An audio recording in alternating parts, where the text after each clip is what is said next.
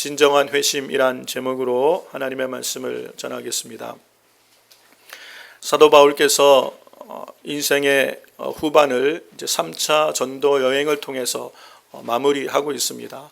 이 바울의 3차 전도 여행의 주사역지는 소아시아에 있는 에베소라는 도시였어요. 소아시아는 지금 우리가 아는 터키 지역이죠. 거기에 에베소가 소아시아의 주도입니다. 수도인데 거기서 사도 바울이 3년 가까운 시간을 복음을 전하고 하나님 나라를 선포하고 말씀을 가르쳤어요.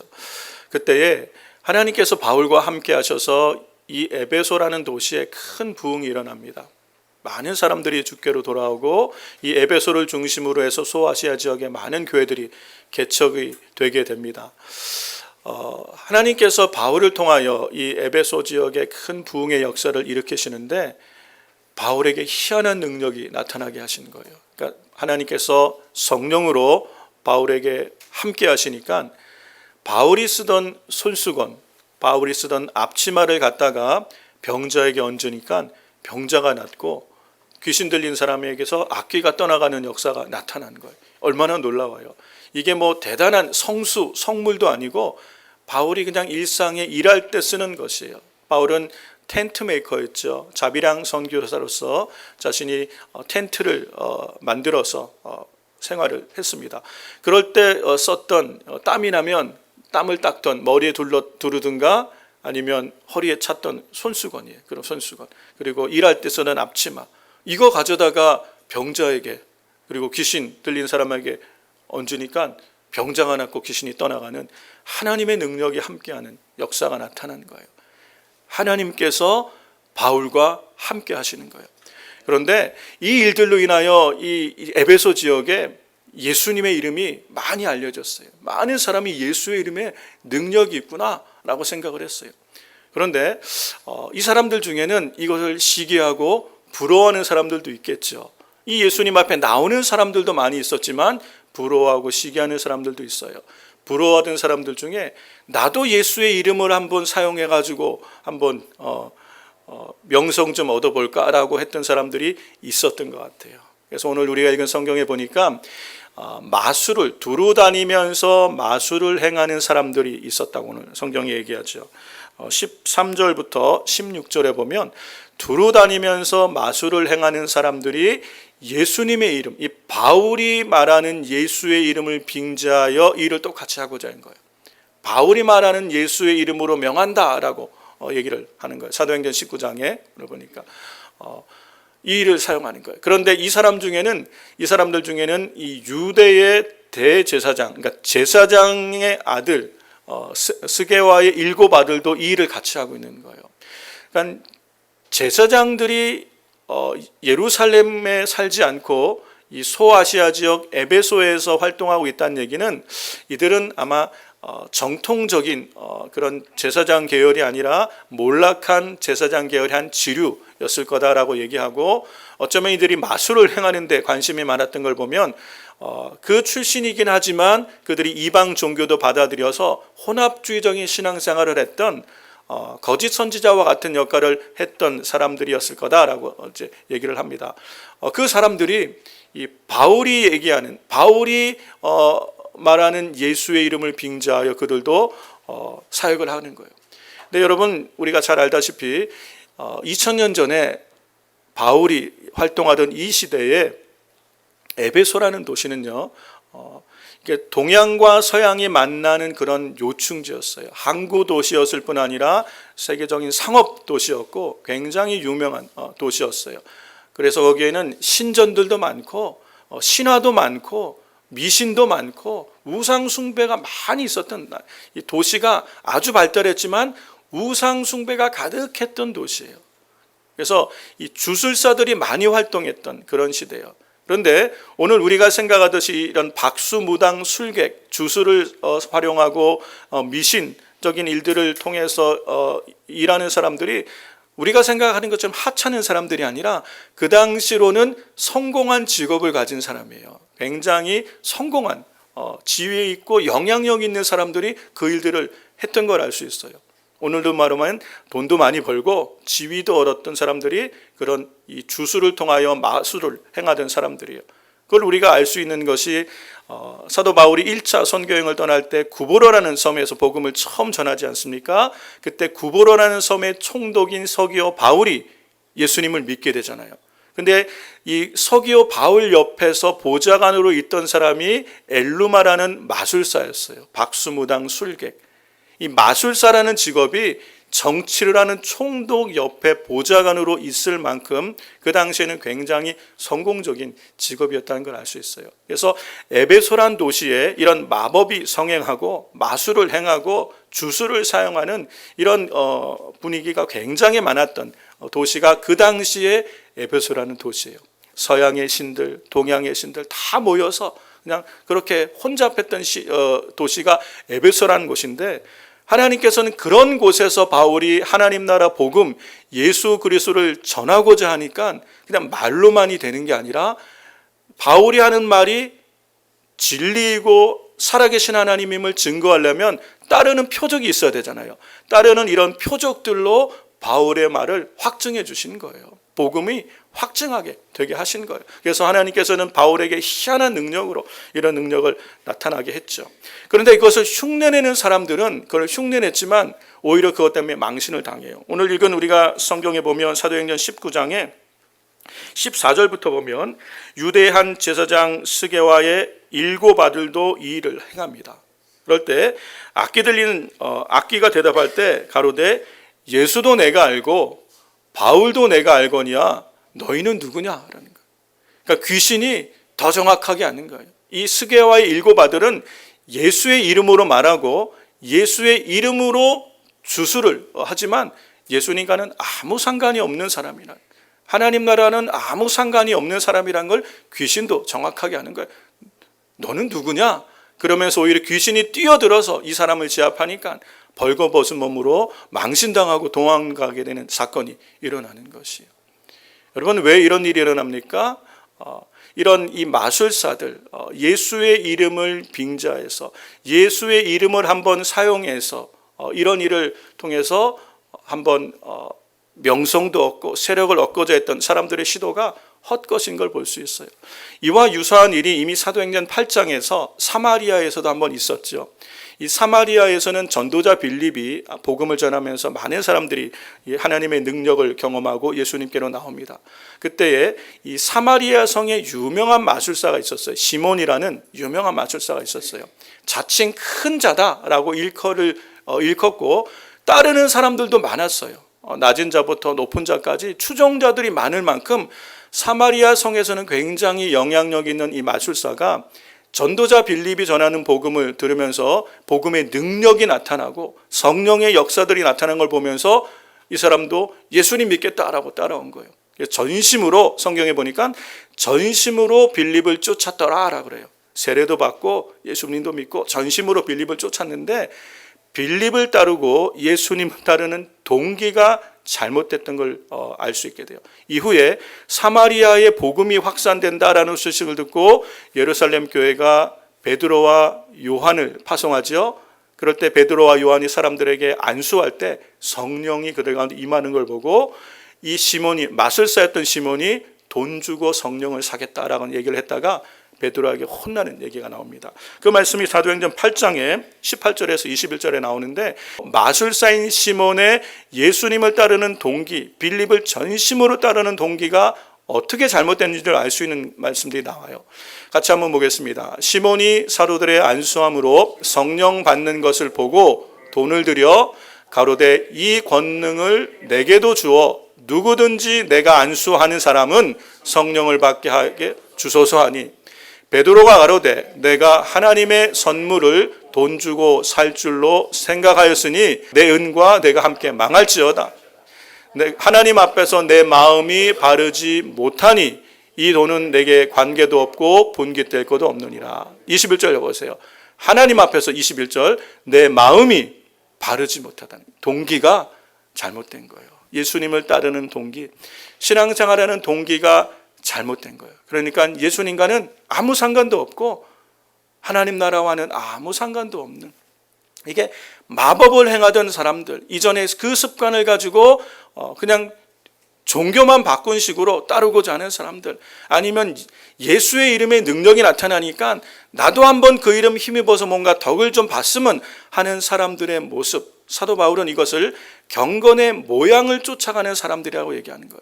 경건의 모양은 있는데 신앙생활은 하는 것 같고 종교적 열심은 있는 것 같은데 경건의 능력은 부인하는, 정말 예수님은 알지 못하고 복음의 능력도 알지 못해요.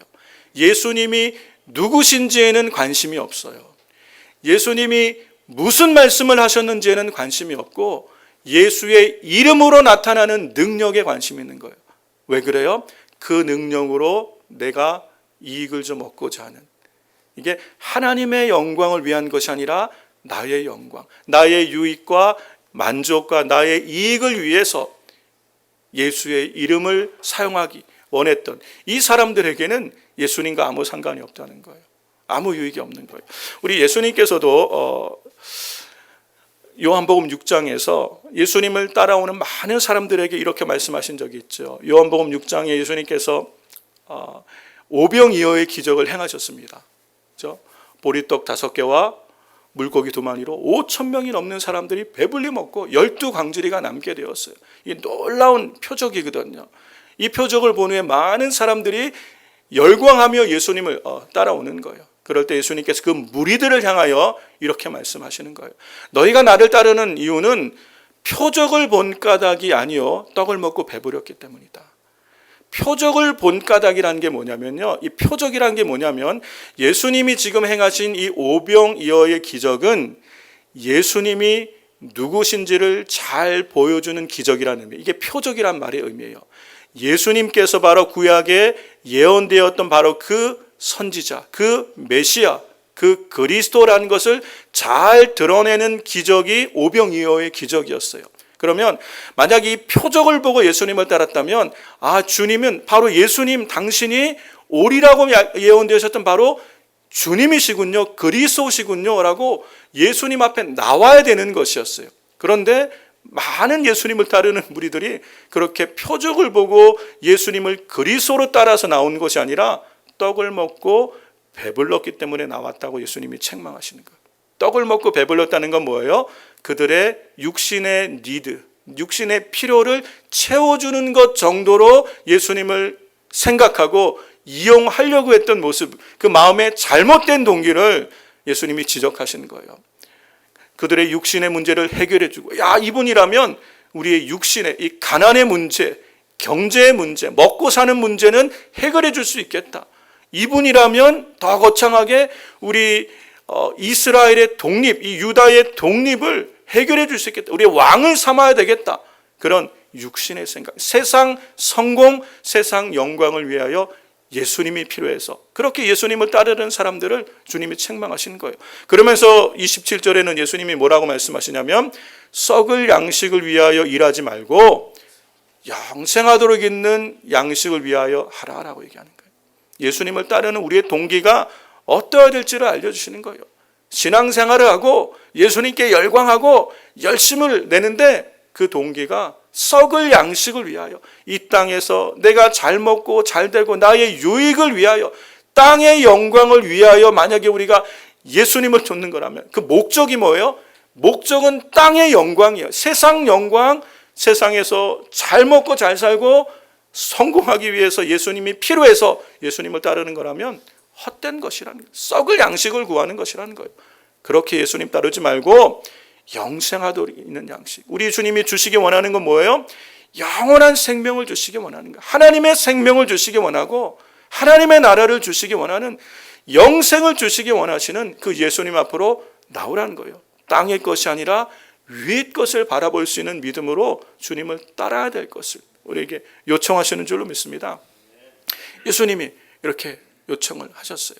그런데 이 지금 에베소에서 그렇게 잘못된 동기로 예수의 이름을 사용하던 사람들, 예수님을 따르는 그 수많은 사람들이 잘못된 동기로 신앙생활을 하고 있는 모습을 볼 수 있는 거예요.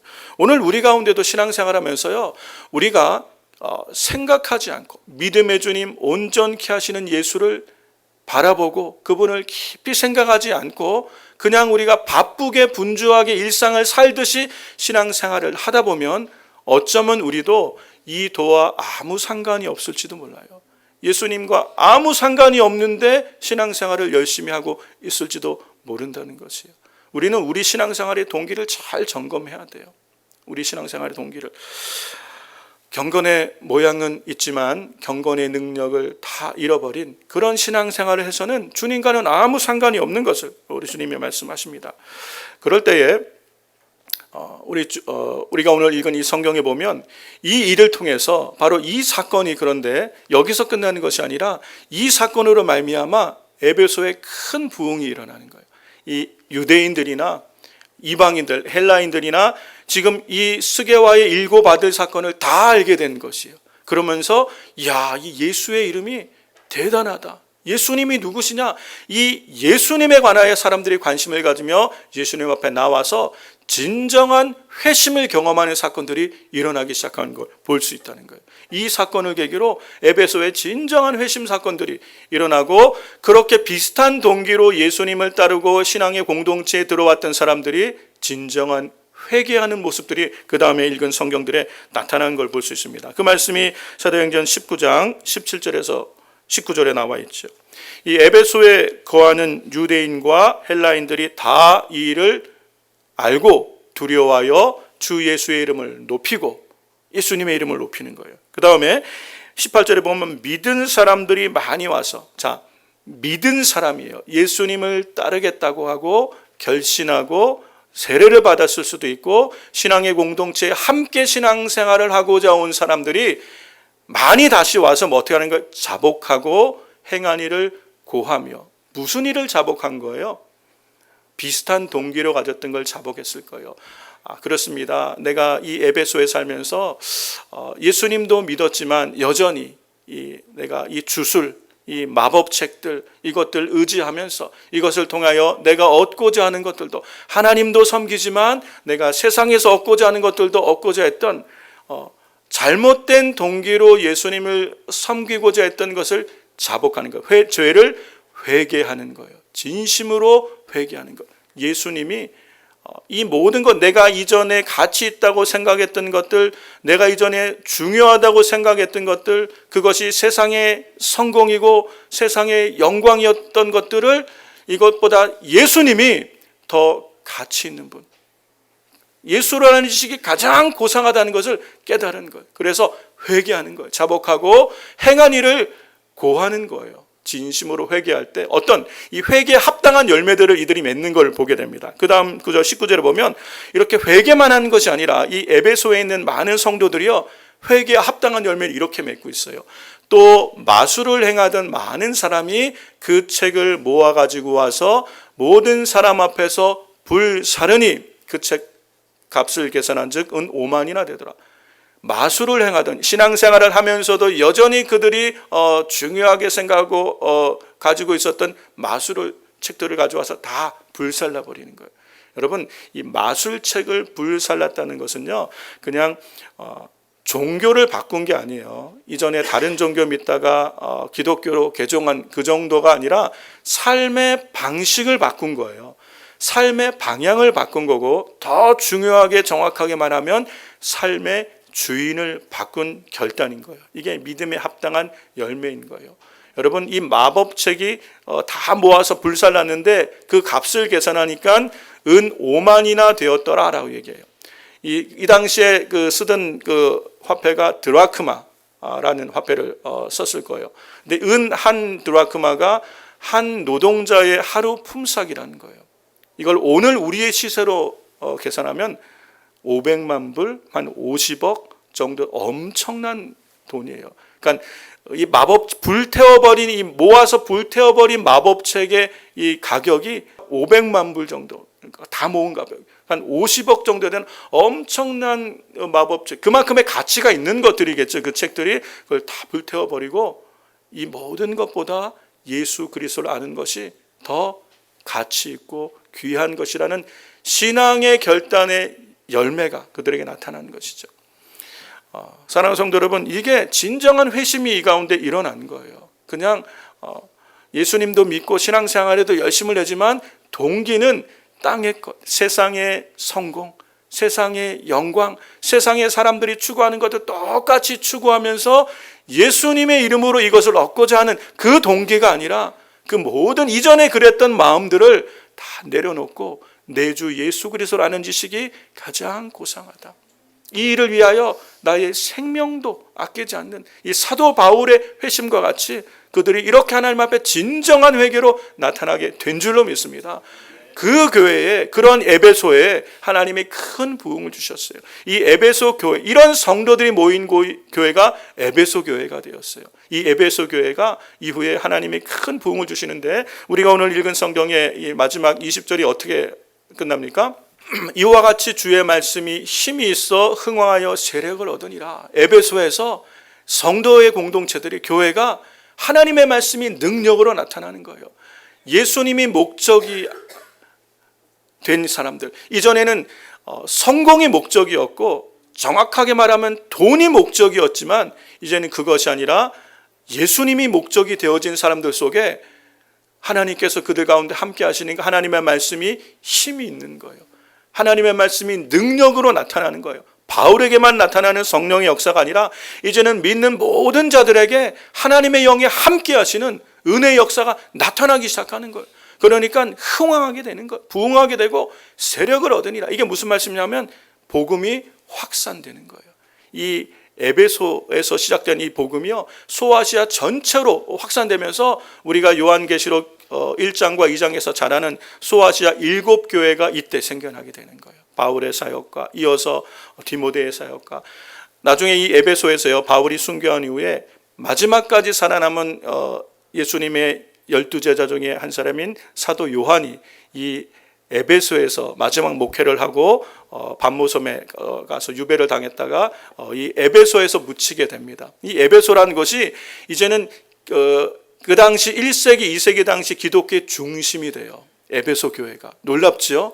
이렇게 진심으로 회개하는 성도들이 모인 그런 교회에 하나님께서 함께 하시고, 그 교회가 이제는 열방의 복음을 전하는 일을 주도하는 역할을 에베소 교회가 감당하게 된 것을 볼 수 있어요. 요한계시록 2장 1절에 3절에 보면요, 예수님께서 이 에베소 교회를 칭찬하시는 모습이 나와요. 4가지를 칭찬하시는데, 에베소 교회 사자에게 편지하기를 오른손에 7별을 붙잡고 7 금촛대 사이에 다니시는 이가 예수님이시죠. 예수님이 가라사대 내가 내 행위와 수고와 내 인내를 알고, 그러니까 주를 위하여 오래 참고 인내하고 믿음으로 살았던 이 에베소 교회 성도들을 칭찬하고 계신 것. 악한 자들을 용납지 아니한 것, 자칭 사도라는 자들을 시험하여 거짓된 것을 드러낸 것, 거짓의 마음을 빼앗기는 것, 이 비진리, 미신, 마술, 이런 세상 헛된 종교의 마음 뺏기지 않고 복음의 진리 안에 굳게 섰다는 거예요. 이 교회를 칭찬하는 거예요. 그 다음 구절 보세요. 3절에 보면 내가 참고 내 이름을 위하여 견디고 게으르지 아니한 것은 하노. 이게 무슨 얘기냐면요, 내 이름을 위하여, 복음을 위해서 게으르지 않게 열심히 복음을 전한 교회예요. 이 에베소 교회는요, 이 에베소 교회와 성도들은 열심히 복음을 전했던 교회. 그래서 에베소 교회를 통하여 소아시아의 7교회들이 막 확산되고 복음이 열방까지 전해지는데, 사도 요한이 이 에베소 교회를 목회하면서 서바나와 많은 지역에 복음을 또 전하는 일에 쓰임받게 된 교회가 되었다는 것이, 주님이 칭찬한 교회가 된 줄로 믿습니다. 사랑하는 성도 여러분, 말씀을 정리합니다. 오늘 우리의 신앙생활이요, 우리의 믿음의 동기가 정말 예수 그리스도께서 내 삶의 그리스도가 되시고 내 삶의 주님이 되시기를 주의 이름으로 축원합니다. 진정한 회심이 일어나야 돼요. 이전에는 우리가 두 마음으로 주님을 따랐을 수도 있어요. 그렇게 시작을 했을 수도 있어요. 신앙생활을. 예수님 때문에 내가 건강도 회복되고 우리 집안도 살아나고 비즈니스도 잘 되고 아이들도 잘 되면 내가 하나님의 일도 하겠지. 그렇게 시작할 수도 있어요. 그러나 예수님이 누구신지를 경험하며 알아가며 복음의 능력을 경험하면서 예수 그리스도보다 더 귀한 것은 없다. 예수님보다 더 귀한 분은 없다. 예수님이 내 인생의 진정한 가치와 목적이 되고, 예수님은 내 삶의 그리스도시요 살아계신 하나님의 아들, 내 인생의 주님이 되실 때 그 사람을, 그 교회를 주님이 책임지시는 것. 그 사람과 그 교회를 통하여 하나님의 뜻이 이루어지게 하시고 하나님의 영광을 위해 살아가도록 축복의 사람으로 이끌어 주시는 줄로 믿습니다. 여러분, 예수님 없이 우리가 이 땅에 성공하고 살아간 그 모든 삶의 끝은 이 땅에서의 삶이 끝이에요. 그거는 진정한 가치가 있다고 말할 수 없는 것이에요. 우리 주 예수 그리스도 아는 지식에 가장 고상하며 예수 그리스도를 위하여, 주님의 복음을 위하여 살아가는 인생이 정말 후회하지 않고 우리가 이 땅에서 진정으로 성공한 후회 없는 삶을 살아가는 길이 되는 줄로 믿습니다. 이 복음의 은혜를 깨닫는 성도를 통하여 하나님은 오늘도 일하고 계신 줄로 믿습니다. 이 은혜의 역사가 우리 순전한 교회 성도들의 삶에 있어서, 그래서 우리를 통하여 우리 가까운 이웃과 먼 이웃에게, 열방에게 복음이 전해지는 선한 일에 아름답게 쓰임받을 수 있는 우리 순전한 교회 성도님들 다 되시기를 주의 이름으로 축원합니다.